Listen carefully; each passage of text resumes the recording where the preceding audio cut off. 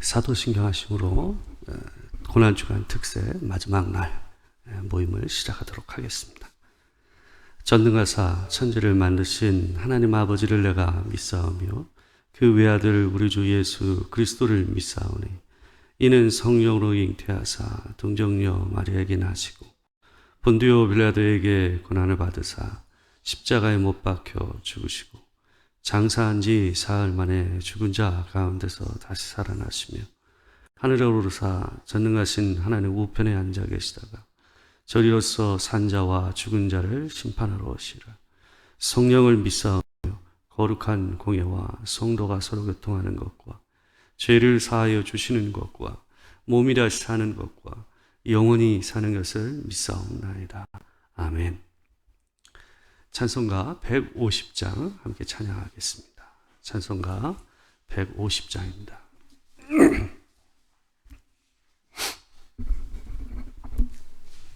갈보리 산 위에 십자가 섰으니 주가 고난을 당한 표라. 험한 십자가를 내가 사랑함을 주가 보혈을 흘림이라. 죄의식 이를 얻기까지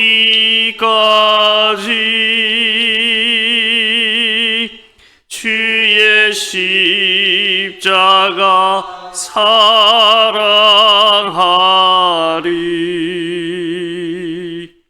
빛난 멸류관 맞기까지 험한 십자가 붙들겠네.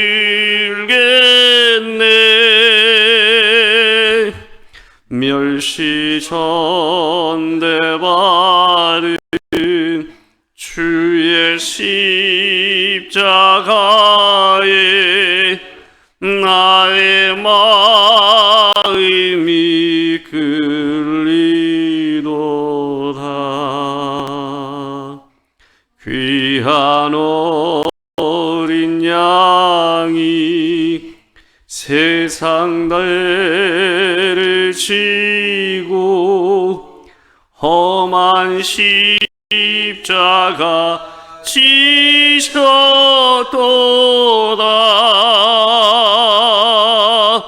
죄의식 이를 얻기까지 주의 십자가 사랑하리.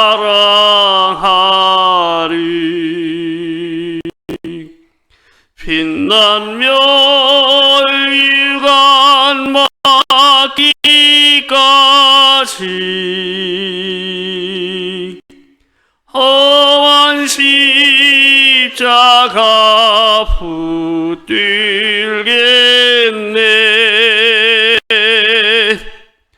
험한 십자가에 주가 흘린 피를 믿는 마음으로 바라보니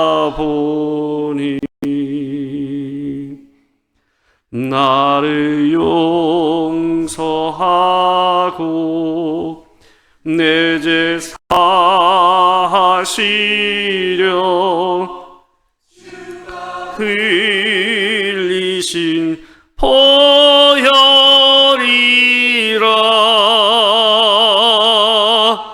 죄의식 이를 얻기까지 주의 십자가 사랑하리.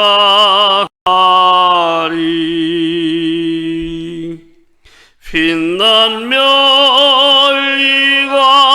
맞기까지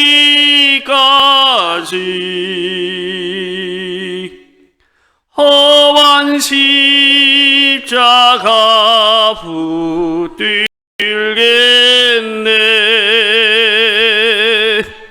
주님 예비하신 나의 본향집에 나를 부르실 그날에는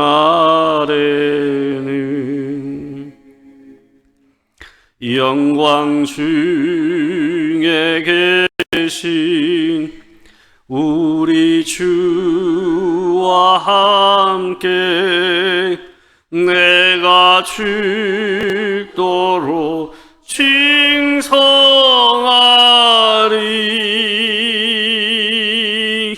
최우승 이를 얻기까지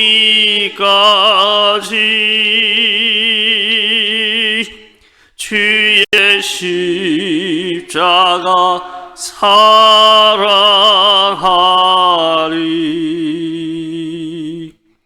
빛난 멸리관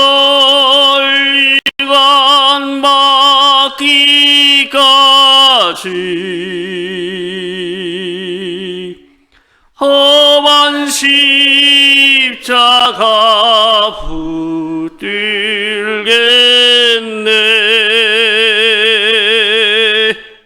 아멘. 오늘 함께 보실 하나님의 말씀은 마가복음 15장 33절에서 37절 말씀입니다. 마가복음 15장 33절에서 37절 말씀 함께 교독하겠습니다. 제6시가 되매 온 땅에 어둠이 임하여 제9시까지 계속하더니 제9시에 예수께서 크게 소리 지르시되 엘리 엘리 라마 사박다니 하시니 이를 번역하면 나의 하나님 나의 하나님 어찌하여 나를 버리셨나이까 하는 뜻이라. 곁에 섰던 자 중 어떤 이들이 듣고 이르되 보라 엘리야를 부른다 하고 한 사람이 달려가서 해면에 신 포도주를 적시어 갈대에 꿰어 마시게 하고 이르되 가만두라 엘리야가 와서 그를 내려주나 보자 하더라. 다 같이 읽겠습니다. 예수께서 큰 소리를 지르시고 숨지시니라. 아멘. 예, 오늘은 고난주간 마지막 말씀으로 마가복음 15장 33절에서 37절 말씀을 가지고 예수님의 5가지 고난 중에 마지막인 이 하나님의 침묵에 대해서 생각해 보도록 하겠습니다. 예수님께서 경험하신 이 고난을 저희는 이번에 5가지로 좀 구분을 해서 살펴보고 있습니다. 예수께서 당하신 그 5가지 고난 가운데서, 아니 이 5가지는 임의로 제가 정한 거지만 예수께서 당하신 그 고난 가운데서 가장 큰 고난이 무엇이었을까 하는 것에 대해서 얘기들이 많습니다. 신학자들과 목회자들이 많은 얘기를 하지만 그 가운데서 대부분의 신학자들과 목회자들이 마음을 모두어서 이것일 것이다 라고 얘기하는 게 있어요. 그게 뭐냐 하면 예수 그리스도와 성자 되신 예수 그리스도와 성부 되신 하나님과의 관계 안에서 일어난 이 단절의 고통이었을 것이다 하는 것을 얘기를 합니다. 십자가에서 말씀하신 예수님의 말씀을 우리는 가상칠언이라고 얘기를 합니다.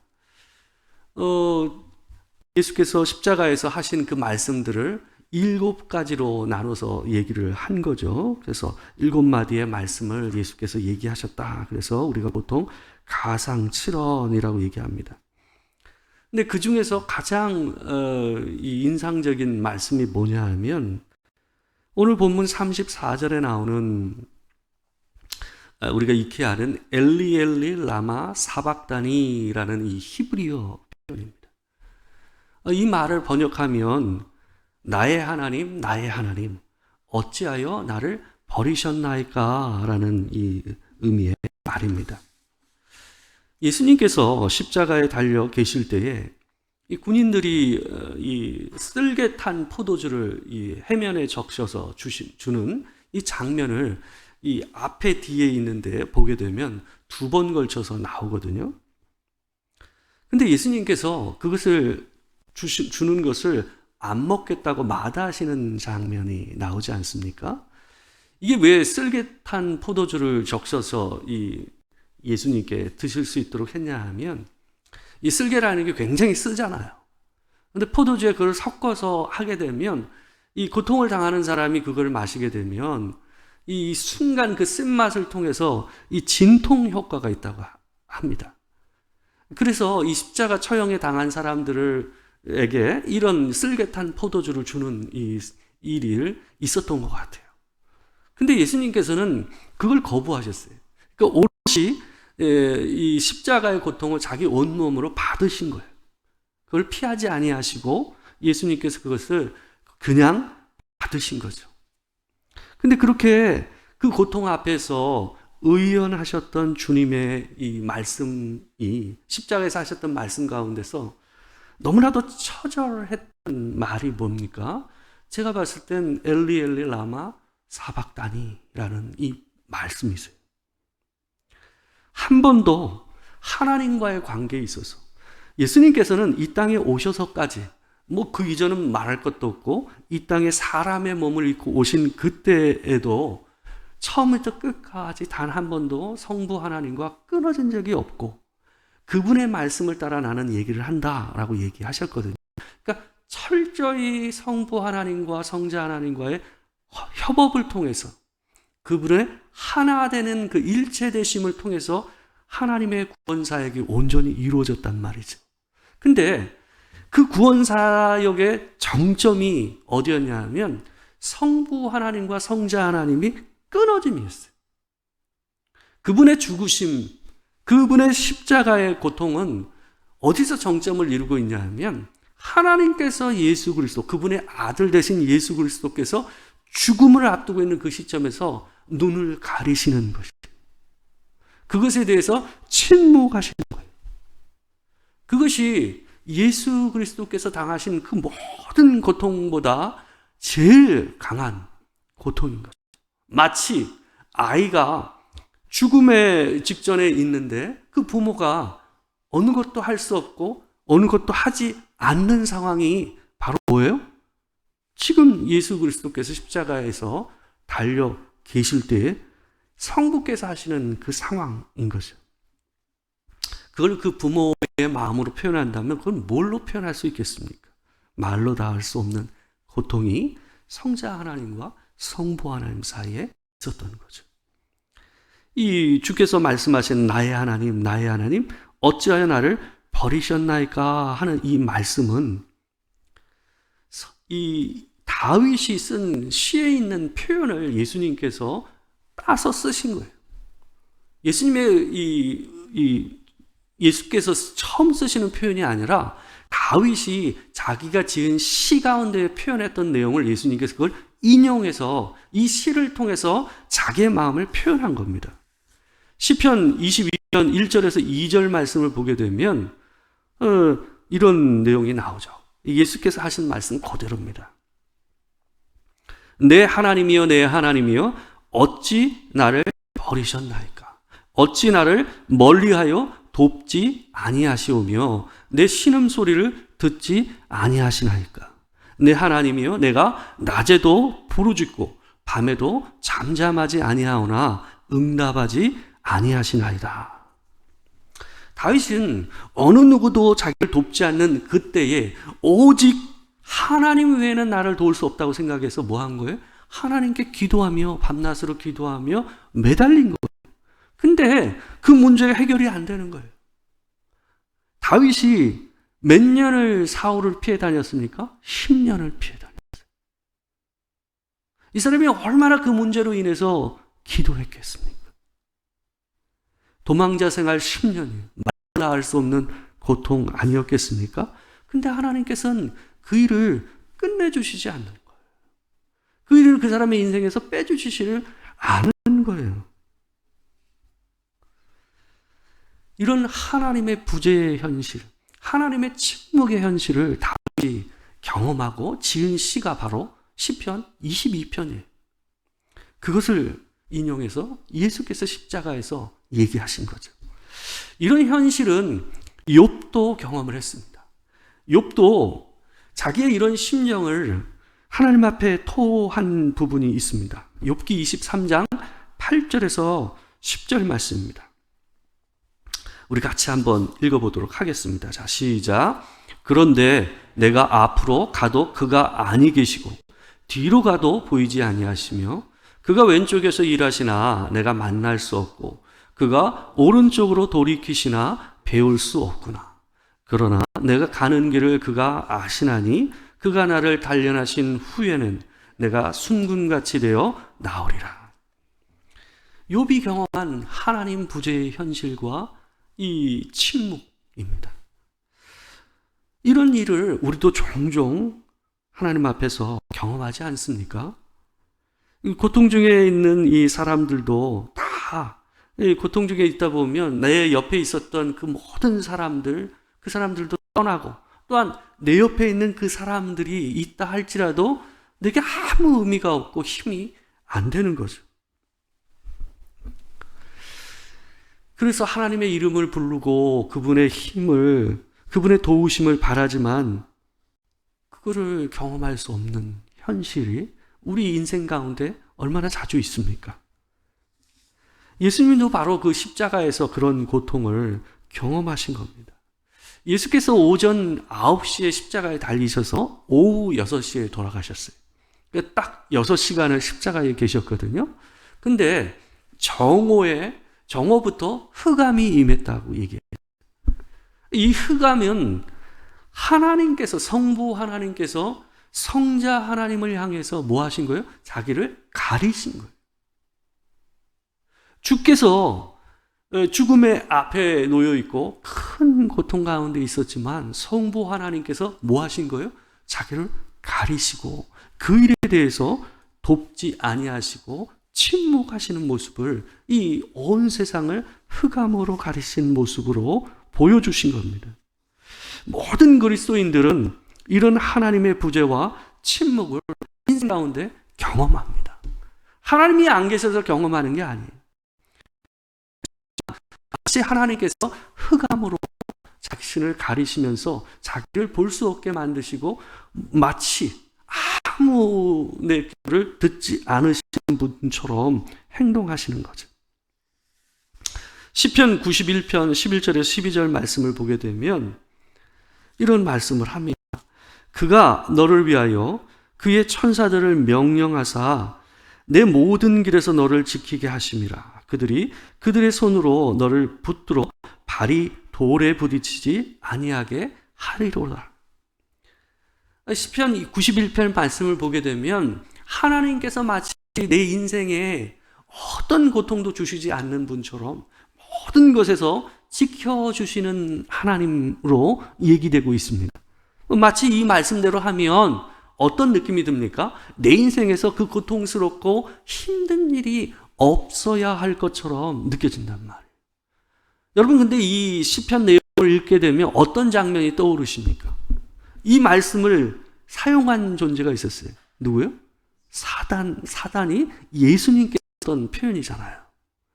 성전 꼭대기에 올라가서 예수님 보고 뭐라고 그러겠습니까? 뛰어내리라.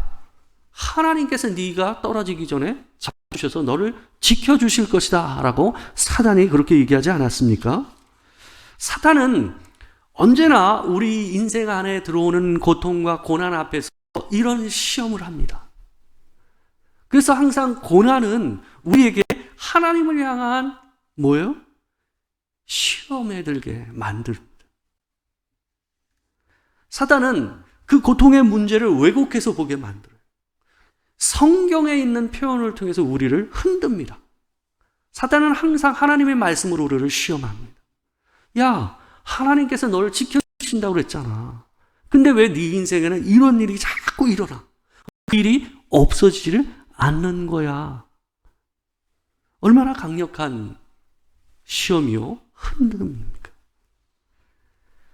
근데 여러분, 성경에서 하나님께서 우리의 인생을 지켜주신다라는 말씀은 우리 인생 안에 나쁜 일이, 고통과 고난이 일어나지 않는다라는 말씀이 아니에요. 우리 인생 안에서 나쁜 일, 큰 슬픔과 갈등과 우리를 고통스럽게 하는 일들이 우리 인생 안에 들어온다 할지라도 그 모든 일에 있어서 하나님의 손이 여전히 너를 붙잡고 있고 하나님의 품 안에서 내가 있다라는 것을 잊지 말라라는 말이 하나님께서 여러분과 저를 지켜주신다는 말의 의미예요. 아까 우리가 욥기 23장 10절을 봤잖아요. 그 말씀에서 욥이 뭐라고 얘기합니까? 앞으로 가도 없고 저쪽 가도 없고 이쪽에서 불러도 없고 저쪽에서 불러도 볼 수 없는 하나님을 자기가 고백했잖아요. 그러나 내가 가는 길을 그가 아시나니 그가 나를 단련하신 후에는 내가 순금같이 되어 나오리라. 솔직히 우리는 모릅니다. 내 인생에서 그 일이 왜 내 인생에 들어왔는지, 왜 내가 그 일을 이 큰 세월 동안, 이 긴 세월 동안 감내하며 살아가야 하는지 우리는 몰라요. 그러나 우리 인생 안에 들어오는 그 모든 일이 뭐라는 거예요? 그냥 들어오는 게 없다라는 거예요. 그 모든 것은 하나님의 계획하심과 그분의 뜻을 따라 우리 인생 안에 들어온다라는 거예요. 하나님을 믿는 인생 안에는 표류하는 인생은 없다라는 거예요. 그냥 떠나가는 인생, 떠내려가는 인생은 없어요. 그 모든 것이 하나님의 손과 하나님의 크신 계획 안에서 우리 인생 안에 그 일이 들어온다라는 거예요. 그러니 걱정하지 말라라는 것이 하나님의 말씀인 겁니다. 수많은 고통들, 질병과 상실과 이별과 시기와 좌절과 배신과 질병과 심지어 죽음까지도 그냥 우리 인생 안에 들어오는 일은 없어요. 그 모든 것들이 우리는 모르지만 모두 하나님의 계획과 목적 없이 우리 인생 안에 들어오는 일은 없다. 그런 의미에서 하나님께서 우리의 인생을 지키시고 이끌어가고 계시다라는 얘기를 성경은 하고 있는 거예요. 그러니 걱정하지 말라. 그 일이 반드시 우리 인생 안에서, 너희 인생 안에서 선으로 열매 맺는 일이 일어날 것이다 라고 주께서 우리를 위로하시며 힘주어 우리에게 말씀하고 계신 겁니다. 그래서 성경은 억울한 누명을 쓰고 감옥에 들어가 있는 요셉에게 뭐라고 얘기합니까? 이는 여호와께서 요셉과 함께 하심이라. 여호와께서 그를 범사에 형통하게 하셨더라. 너무나도 어울리지 않는 이 표현이지만 성경은 요셉의 그 인생의 최악의 상황, 가장 바닥에 떨어진 그 상황을 하나님께서 함께 하시며 또한 형통하였다라고 얘기하는 것을 주저하지 않아요. 성경이 그러는 이유가 있는 거예요. 그때도 하나님이 그와 함께 하시기 때문에 그렇습니다. 우리 인생 안에도 그분의 그 선하신 손과 은혜가 우리와 함께 하시는 줄 믿습니다. 하나님은 우리 예수님의 인생에 가족의 외면, 대적자들, 분주한 일상과 부끄러운 십자가와 하나님의 침묵을 우리 인생 안에 넣으십니다. 예수의 인생 안에 그것을 넣으신 주께서 우리의 인생 안에도 그런 것들을 넣으시는 것을 주저하지 않으신다는 거예요. 왜요? 그들이 우리에게 기쁨이요 크신 생명의 역사로 이루어질 줄 아시고 또 그 일을 이루어 가시는 분이 하나님이시기 때문에 그렇습니다. 다사다난한 인생을 살고 있는 우리가 아닙니까? 그럼에도 불구하고 언제나 하나님의 선한 손이 우리와 함께 하시며 그 모든 일이 하나님의 선한 목적을 따라 움직여가고 있다는 것을 잊지 않으시면서 우리 인생을 살아가는 여러분과 제가 되길 주의 이름으로 축원합니다. 그것이 우리에게 주어진 하나님의 인생인 줄 믿습니다. 우리가 함께 마지막으로 기도했으면 좋겠습니다. 첫 번째, 주님이 먼저 당하신 이 5가지 고난, 가족을 통한 고난, 대적자들을 통한 고난, 분주한 삶의 무게, 부끄러운 십자가, 하나님의 침묵의 현실, 일에 대해서 그런 모든 것들을 그런 현실 가운데서도 주님의 선한 손 안에 내 인생이 있음을 믿음으로 살게 해달라고 하나님 앞에 기도했으면 좋겠습니다. 먼저 기도하겠습니다. 사랑하는 주의 아버지 하나님, 우리가 이 시간 하나님 앞에서 내 인생 안에 예수의 인생 안에 넣으셨던 그 고난과 그 아픔을 주저없이 넣으시는 하나님이 계심을 바라보며 그 모든 것이 하나님의 생명과 주의 선하신 뜻과 그 목적을 이루게 하시는 하나님의 그 역사의 과정 가운데 있음을 믿고 나아가는 우리가 될 수 있도록 그 믿음을 우리에게 허락하여 주시옵소서. 지금 내 인생 안에 있는 그것이 무엇입니까? 하나님 우리 인생 안에서 우리를 고통스럽게 하고 심하게 하는 것이 무엇입니까?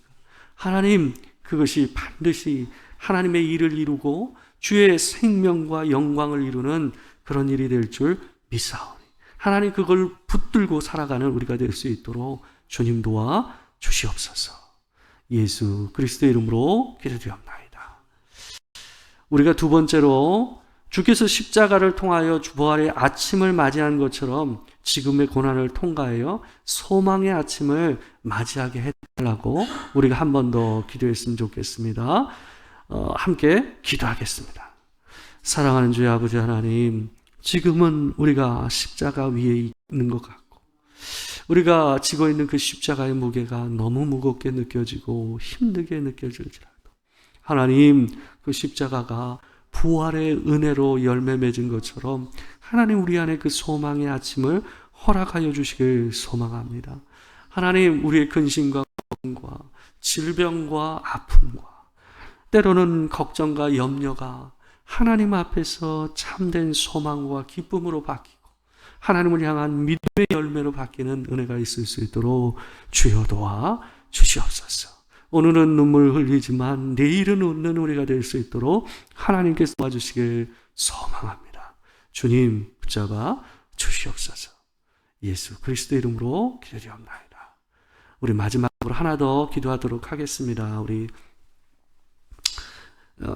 방석천 집사님과 우리 하영석 권사님의 아들 박명영 형제가 결국 좀 재수술을 하시게 됐습니다. 오늘 오전에 아마 재수술을 하게 될 것 같아요. 아마 미세하게 또 터진 부분이 있는 것 같아요. 그래서 급하게 수술을 하다 보니까 문제가 된 것 같습니다. 꼭 이번 수술이 잘 돼서 깨끗이 낫고 하나님께서 은혜를 주시사 그 선한 목적을 이루는 은혜가 있도록 도와주시옵소서. 건강하게 붙잡아 주시고 수술하는 의사들도 지켜 주시옵소서. 우리 함께 기도하겠습니다. 사랑하는 주의 아버지 하나님, 오늘 오전에 아버지 하나님 박명원 형제가 하나님 수술을 받게 됩니다. 하나님, 여러 차례 걸쳐서 이렇게 어려움을 당하지만 하나님, 그 안에도 하나님의 뜻과 목적이 있는 줄 믿습니다. 하나님께서 그 목적을 온전히 이루어가실 줄 믿습니다. 그러나 하나님 앞에 소망하는 것은 하나님, 우리 형제, 우리 명원 형제가 건강을 되찾고 강건하게 원합니다. 하나님, 오늘 수술이 깨끗이 잘 이루어지게 하시고 하나님, 다시금 화근이 되지 않도록 하나님께서 도와주시길 간절히 소망하오니 하나님 붙잡아 주시고 아버지 하나님, 메스를 드는 우리 의사의 손과 간호사들을 지켜주시고 이 수술이 문제없이 이루어질 수 있도록, 실수하지 않도록 하나님께서 도와주시옵소서. 이 일로 인하여 그 가정, 그 부모가, 그 형제가, 그 자매가 하나님 앞에 더욱 온전히 서는 은혜가 있게 하시고 우리 교회가 더욱 이 일로 인하여 함께 기도하며 우리가 한 가족임을 느끼는 귀한 계기가 될 수 있도록 주님 도와 주시옵소서. 주께서 함께 하시길 원하옵고 예수 그리스도의 이름으로 기도드리옵나이다. 아멘. 우리 주기도문 하겠습니다. 하늘에 계신 우리 아버지여, 이 거룩히 여김을 받으시오며 나라에 임하옵시며 뜻이 하늘에서 이룬 것 같이 땅에서도 이루어지이다. 오늘날 우리에게 일용할 양식을 주옵시고 우리가 우리에게 죄 지은 자를 사하여 준 것 같이 우리 죄를 사하여 주옵시고 우리를 시험에 들게 하지 마옵시고 다만 악에서 구하옵소서. 되게 나라와 권세와 영광이 아버지께 영원히 있사옵나이다. 아멘.